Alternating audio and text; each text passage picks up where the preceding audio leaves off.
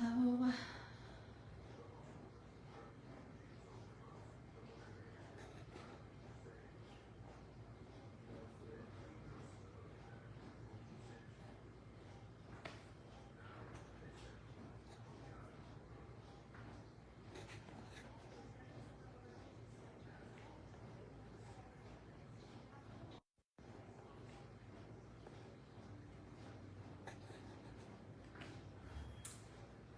Welcome. I know some folks are just getting here. It's In Pursuit of a Cure and the IFOPA's first ever day of giving. So we're getting set up.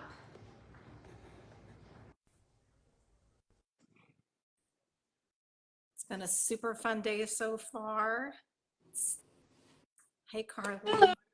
Hello.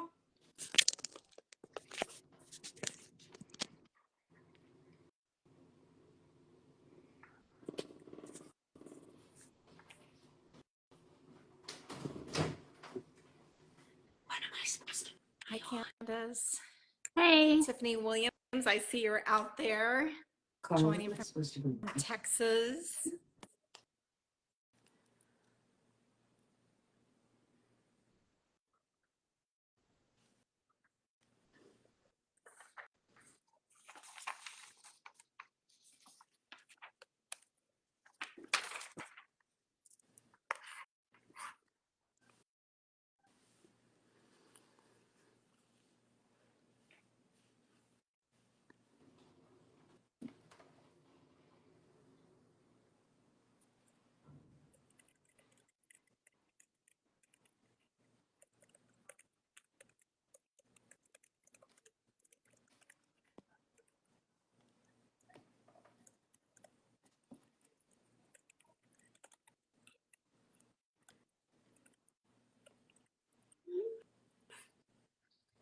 Hey, Lori, joining from the other side of the state here in Missouri. Good to see you here.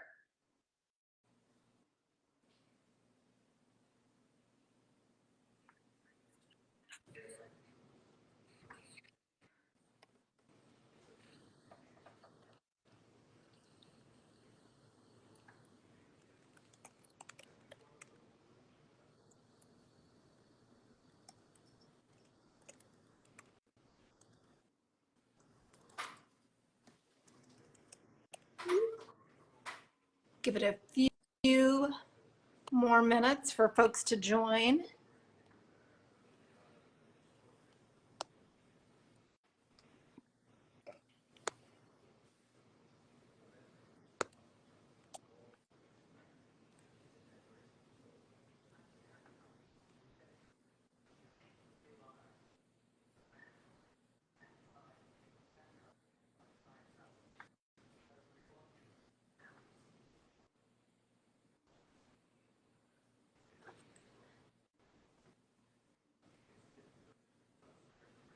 Looks like Emma and Patty are both here from Maine. So we've got an awesome group with us.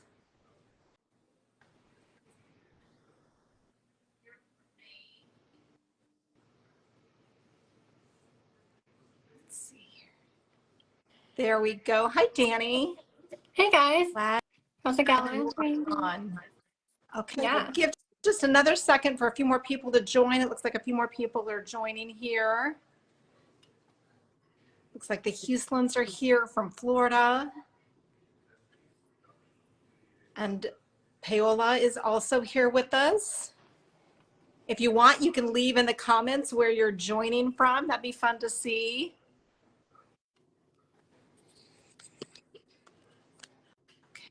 Okay, well, it's about time to get started. So we will just jump right in. It's our first ever day of giving at the IFOPA. We've done the In Pursuit of a Cure event for a few years, but this is the first year that we are doing an event where all of the proceeds that are raised today through this campaign for Day of Giving are dedicated to research. And so we are going to talk a little bit about what that means to each of us today. If you are here, like I said, if you're here joining us, drop in the comments where you're joining from. We'd love to see how many people are joining us from all over the world.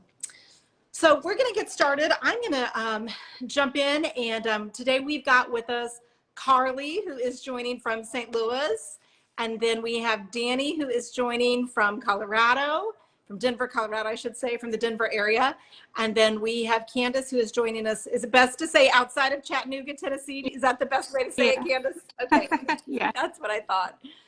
So I'm going to start with you, Carli. I don't know if you remember this, but you are the very first person that I met in person, living with FOP. You and your mom drove over from St. Louis to meet.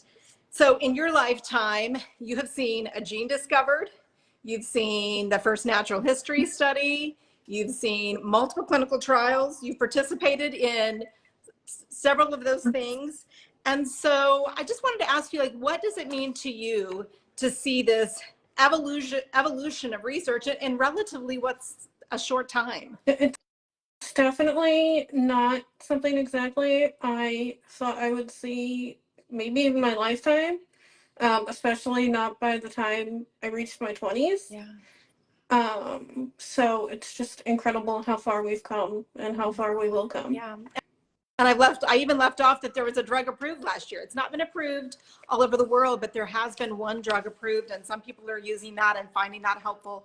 So you're right. It has just been this amazing evolution, and it's really due to, families jumping in from the very beginning and fundraising, and families willing to jump in and participate in research. Those very first families that, donated blood, that were multi-generational families, so we could work with researchers to figure out which gene is actually causing FOP. But all of that work costs money. And so we just had this incredible family around the FOP community for years that's been doing this work. And now the fruits of all of those various labors is really paying off, and it's great to see. But there's still more work to be done. So Candice, I wanted to chat with you for a second. So we both sort of entered the FOP space around the same time. Your son, Samson, who many of us know from seeing him on Facebook and how sweet he is, your three boys. He was diagnosed in 2015. And then you did I came here in 2016 in February. And that spring you were already planning it way before I got here, but you did your very first fundraiser, the Samson Strong 5K. So you've been working and doing fundraising, telling your story, raising awareness. You all helped share In Pursuit of a Cure several years ago. You actually came to the Drug Development Forum in 2022 and told your family's story and spoke with researchers and drug developers. So maybe talk about how have those interactions really inspired your family to keep doing all of this variety of things? It's really a mix of things. Just seeing people come together to support our family and our child is inspiring to me. It's a good reminder of how supported we are. And then when we get involved with other fundraisers from the IFOPA community, or being able to do things like the Drug Development Forum, that's very eye-opening to me about the impact that fundraising can have. Going to the DDF and seeing how much work is going in, I know that costs a lot of money, and we've been holding our breath for a long time for a treatment that will work for Samson, and knowing how much is going into that and how much money it takes to make that happen is really just, it pushes me and gives me drive to really want to just keep sharing our story, keep sharing the stories of the IFOPA and FOP members, and just help raise more money to contribute to that. Yeah, that's great. We believe that, and I think we've started to see it, that as there are more clinical trials and there will be more drugs coming up for review. We anticipate there will be more doctors that learn about FOP and more families found. So, raising awareness and helping educate physicians is a really important step. So Danie, we met for the first time in person in 2018 out at Castleview High School, which is near where you live. Another FOP family, Stephanie Burgess, that family her son has FOP, Caleb, but her daughter's high school was doing something called Making a Difference Week. And crazily, it happened to land during Rare Disease Week. And so they chose FOP and another rare genetic disease. And the students at the high school did fundraisers throughout the city and at their high school all week. And so then you and I both got to like come in at the end of it and be there when they were helping announce what they had raised, and just seeing how supportive they were of FOP research and how much they wanted to learn about it. And so, you know, I wanted to talk with you a little bit about, you know, that experience. And then also you participated in the DDF as a panelist. You came and you shared, you know, not a different side of the coin than a mom who is hopeful for what will happen for her child, but you shared as an adult, someone who's grown up with, you know, having FOP and then went to college, and then FOP made that challenging after you graduated. So talk a little bit about how the things that you've seen happening in research give you hope. Yeah, so it gives me hope just because there's like so much going on. And I think going to the DDF, like you could, like Candice said, you could see how much is going on and how many researchers are interested. And it gives me hope, not only for myself, but for future generations. And I think for me, that's a lot what clinical trials do, is like, hopefully for future generations, we can provide a way for them to not be, have to deal with FOP so much. And also with all the research, just knowing that like there's never going to be like one treatment that's going to work for everybody. And seeing how many different clinical trials and how many medications and treatments they're researching, just to be able to fit everybody, and hopefully someday everybody will have an option of what kind of treatment they can have, what works for them, and maybe even like a cocktail of treatments that will help improve someone's situation. Yeah, that's great. So you mentioned, we've talked a little bit about the DDF. So for those of you that don't or haven't heard of the DDF, it's the FOP Drug Development Forum. And it was a meeting that was actually started in 2014. Carli's mom was one of the people, Lori, that helped start that. Amanda Callie, Moira Liljeström from Argentina, and others came together with Betsy Bogard, who is the sibling of someone with FOP. And they started the only meeting in the world that is dedicated to FOP research. There's lots of other scientific meetings, but this is the only one that is about FOP. And they had a vision for it, and it's continued to grow. This summer, we held the 6th Drug Development Forum in Sweden. And, you know, FOP is an ultra-rare disease. And for many ultra-rare diseases, you know, they're just trying to get like a couple of academic institutions to pay attention to their disease, or they're trying to get maybe one pharmaceutical company. But in the FOP community at this last Drug Development Forum, there were 43 different academic institutions represented from around the entire world. Like, that's amazing that that would happen in FOP. There were 9 different pharmaceutical companies or other corporate entities that were there, either that are already actively working in FOP, or they're thinking about working in FOP or investigating FOP.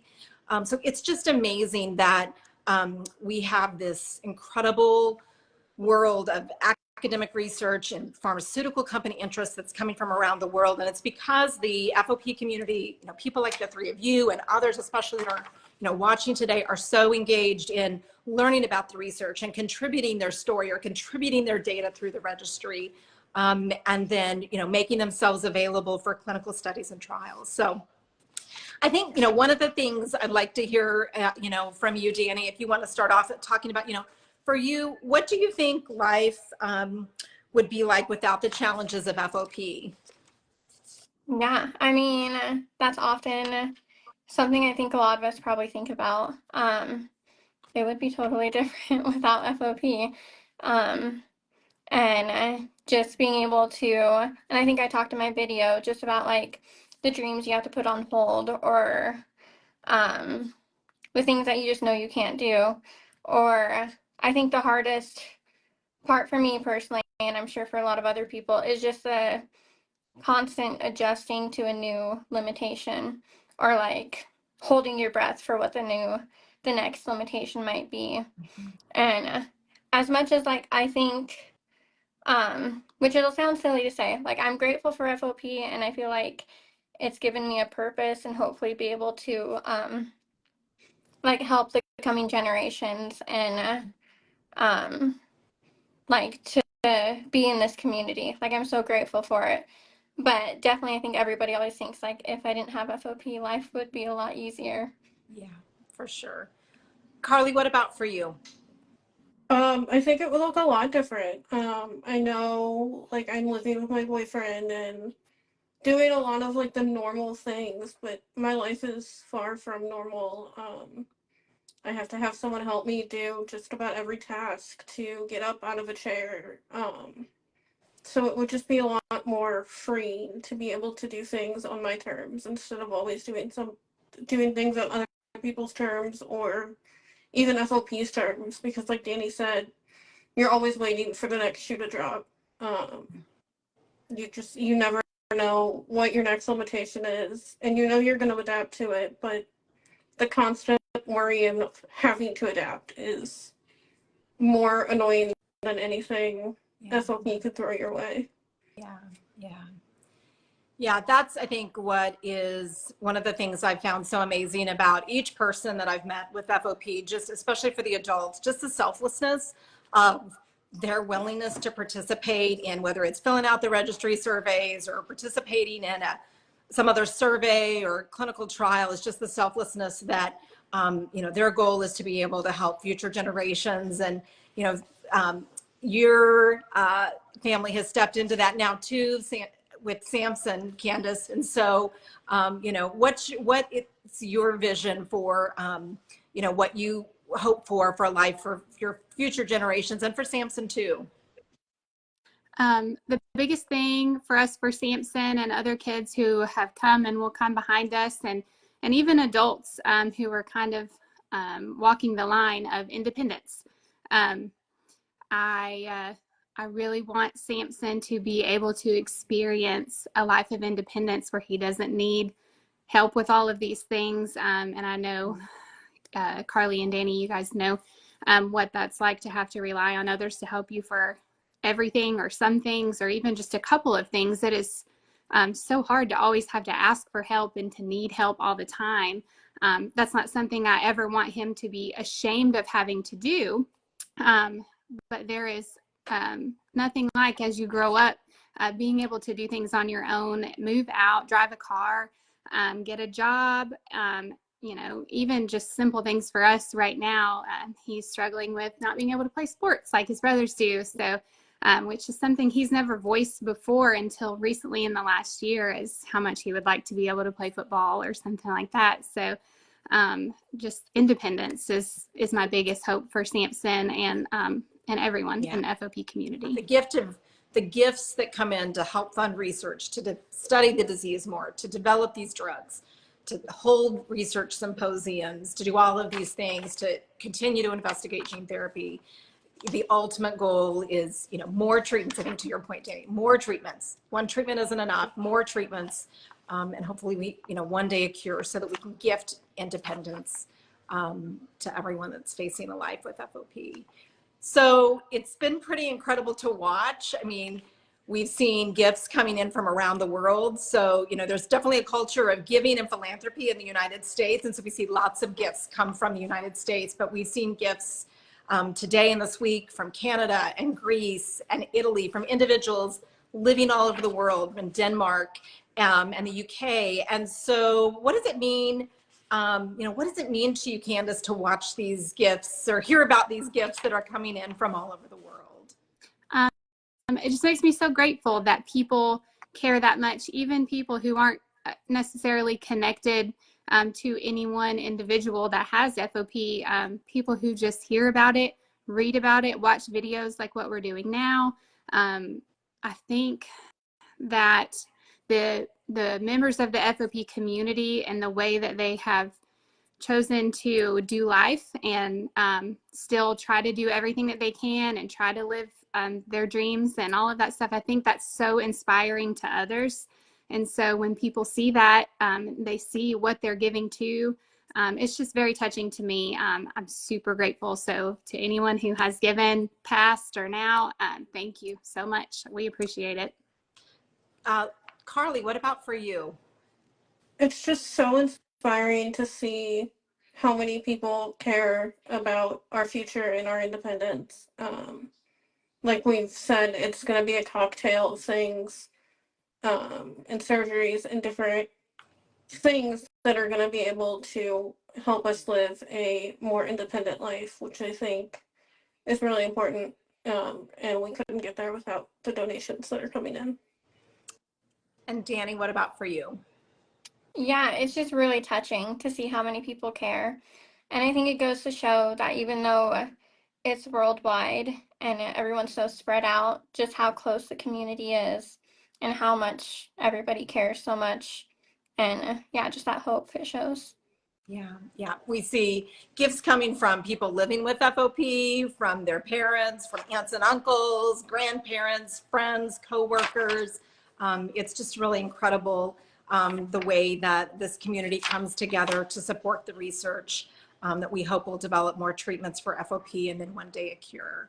That's our vision here at the IFOPA, is that we cure this disease, that it's a cure that's accessible worldwide. And so we will keep working tirelessly until we get to that day. So thank you, the three of you, for joining me today. So if you're on our Facebook page now, if you scroll through, we've been for about 6 weeks, we've been putting lots of videos out. So you'll see stories from lots of folks here or over on our YouTube channel. If you just go to YouTube and then type in IFOPA, when you get there, you'll find the In Pursuit of a Cure 2024 playlist.